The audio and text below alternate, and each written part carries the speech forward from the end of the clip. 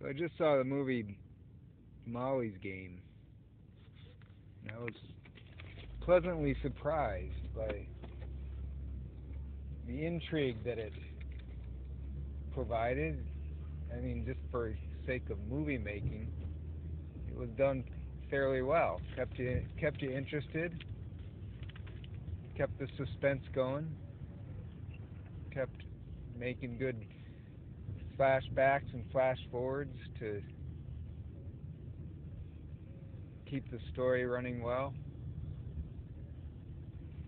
But also, I do these movie reviews for Christians specifically,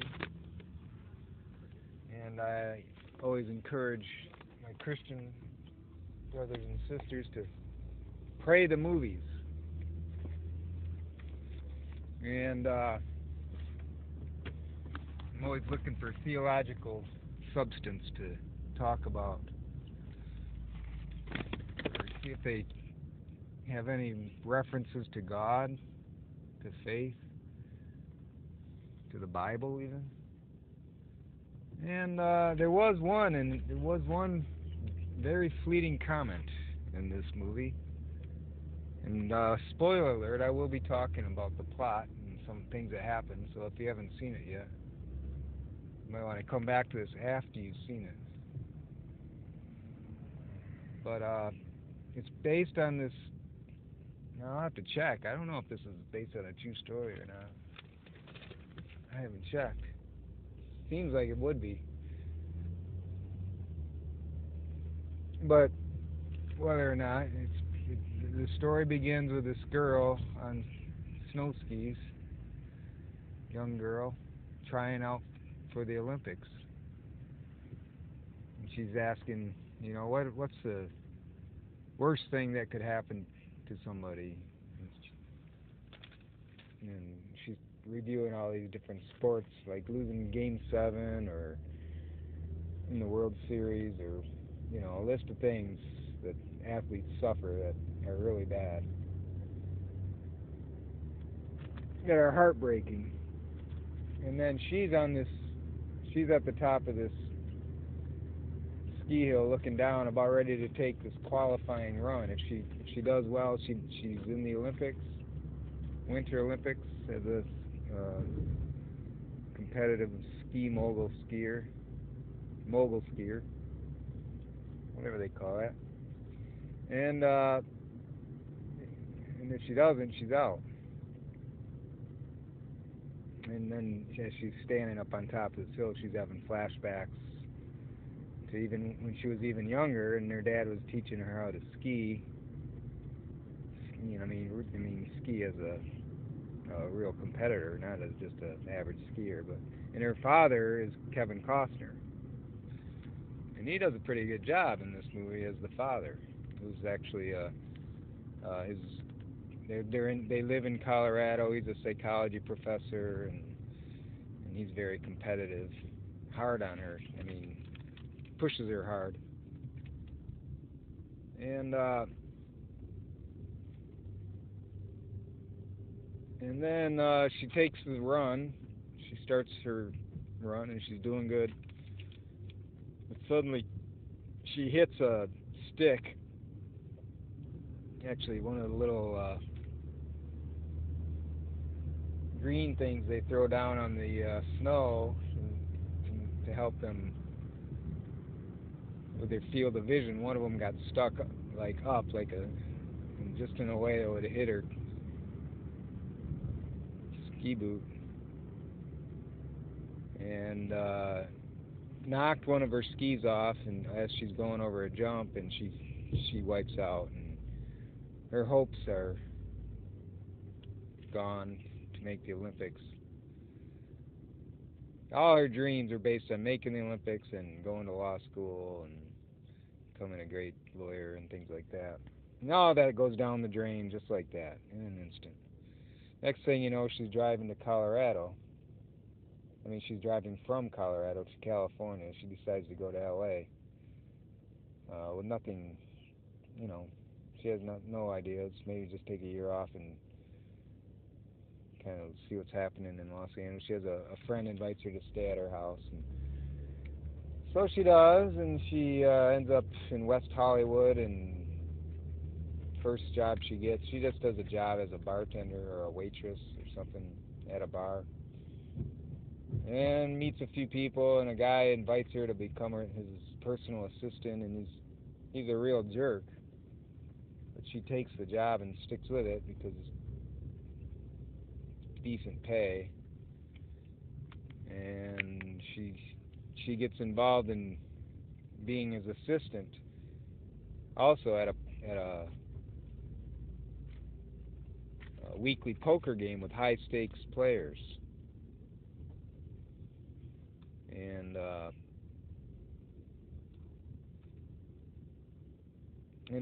learns all about poker.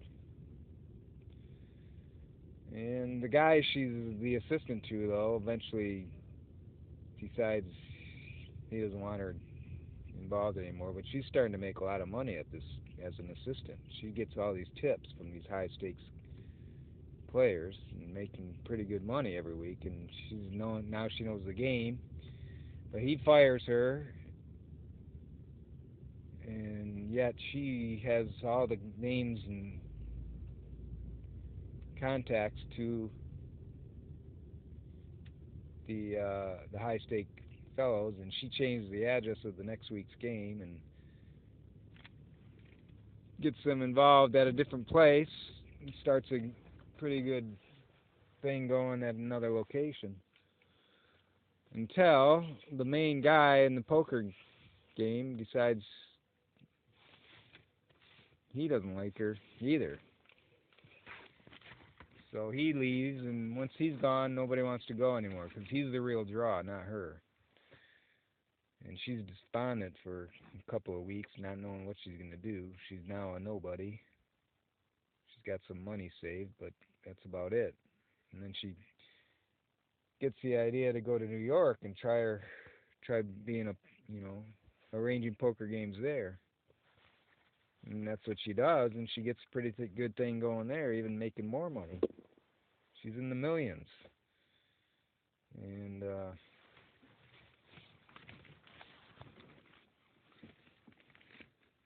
this goes on for a while. But eventually the mafia starts kind of honing in on her, and they want a piece of her action, of the action. They at first try to promise her protection, you know, as long as she pays them a little bit. And she walks away from that, and then one of the guy comes right to her apartment and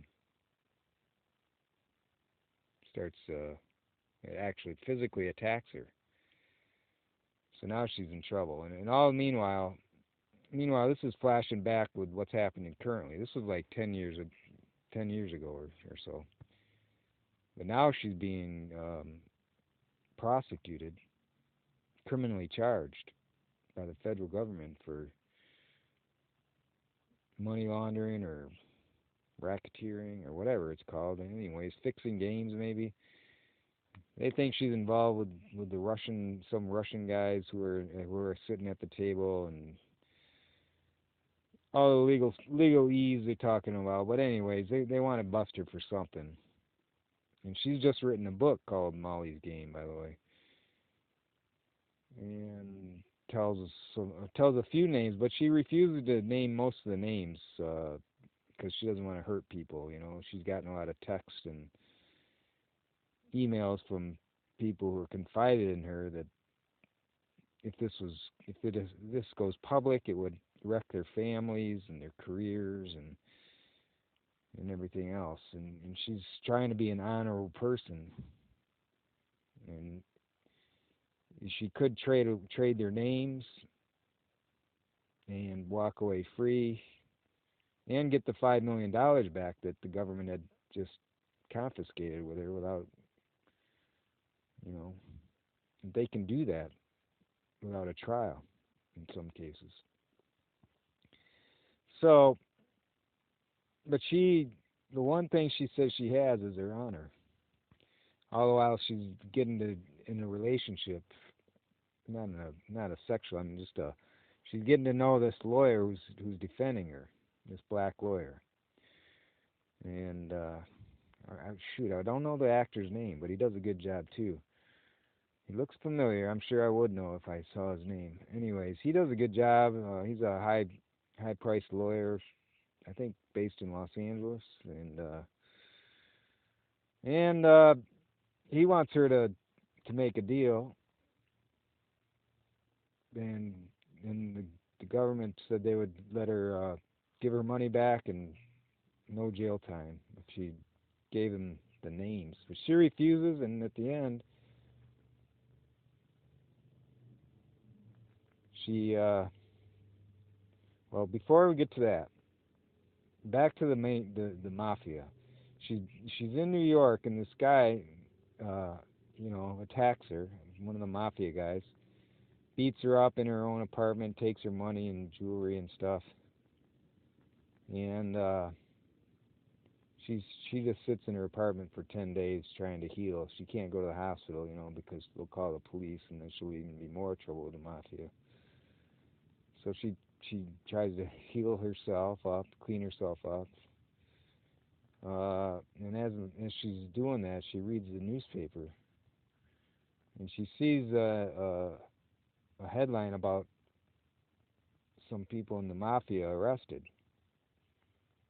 and she thinks, well, maybe they got arrested, the mafia guys who just did what they did, and that's the one place where she mentions God. She says sometimes God happens fast. That's the only time in the whole movie. No other talk about God or church or faith or religion, anything. But that's the one line. Sometimes God happens fast.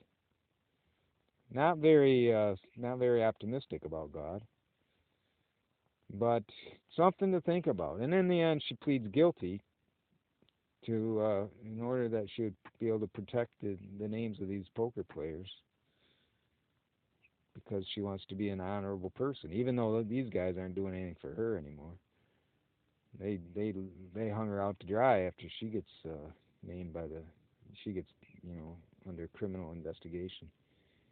But she does the honorable thing. She pleads guilty, and the judge says, well, after all is said and done, she hasn't done that much bad, and gives her probation and community service.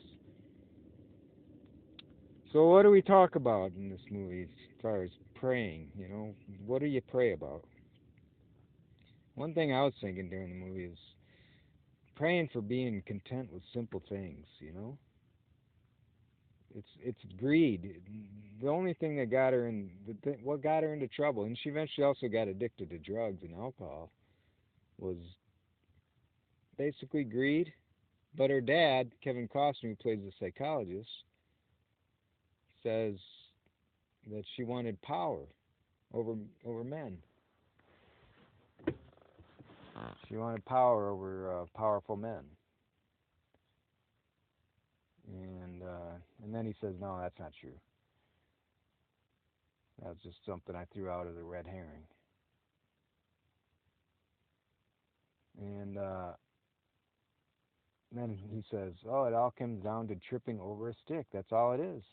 You just tripped over a stick. Nothing more, nothing less. Her dad turns out to be kind of a he eventually gets divorced. Apparently, he had been cheating on his wife, and she knew that from age 5, I guess. Although she said she didn't, and he felt ashamed because she knew it. Anyways, uh, just brought me back to thinking about being content with the simple things in life, not wanting more than you need. You know, not trying to be more and more. She didn't need that much to be content and happy. At the end, she goes ice skating, and you can tell that she's thinking, well, this is enough. Just the simple things in life. And that's what we should be focused on as Christians, not trying to get more in terms of material things. And even pastors, church pastors, fall into that trap. They need a bigger church, a better church, fancy church. Even some get into fancy cars and have to have their own airplanes, the real mega churches. And it does become an obsession, the money coming in. They think, oh, this is God rewarding us. I don't think that's true, though. In some cases, you'll be better off if you get so rewarded with a harder life, a more difficult life. Because it's during the difficult times that you really dig deep and find out what it's all about, not what you're all about. You find out that it's not about you at all. And when you wake up in the morning, it's about God. Because you can't do anything without God. Even non-Christians rely on God. We'll realize that after it's all over, because only when you go to hell are you separated from God. Because you send yourself there. Right now, here on earth, God is still giving His grace and providence to Christians and non-Christians alike. The world, as it is, as we know it right now, would just be total chaos. Think of the worst of the worst. That these incidents that happen that we read in the paper every day. Those are actually rare events, but that's what makes the news. Now imagine if there's no God, everything would be like that. If there's no God, or if there's no faith in God, especially, how chaotic it would be. This world, everybody would be dog eat dog. Take care of yourself. There would be no reason to help others, to be kind, to not steal. So the point being is that God is shining down on us, and we're shining the light as Christians right now. Without our presence in the world, this world would be totally dark and hellish. And so we need to shine the light even more and keep finding the lost sheep who don't know Christ so that they can help us shine the light. Because without the light shining, this world is dark. And you know that just from glimpses of the darkness like that we see in the news every day. People being murdered, raped, ISIS, terrorism. Everything is, these little glimpses. And those are still only like a small percentage of the world. Most of the world is operating generally okay. Not great, but that's because it's under general revelation. But the church should be much more than general revelation. We're special. We're the light. So it's sad when you go to a church and you don't see the light really shining. But then remember that there's a lot of non-Christians in churches. They'll say they're Christians, but they're not really putting their faith into action. And so don't throw the baby out with the bathwater. Because you and I, those who truly believe and are really trying to put the faith into action, being a great commission evangelist, we're the true light. Not that we're perfect or so great or that we should pat ourselves on the back. But if you really are trying to fulfill God's commission, then you can say you're a true Christian and it's not being grandiose. It's just being realistic. So let us shine the light and be also content with the simple things and trust in God and His providence. Hear our prayer, Lord, in the name of the Father, Son, and Holy Spirit. Amen.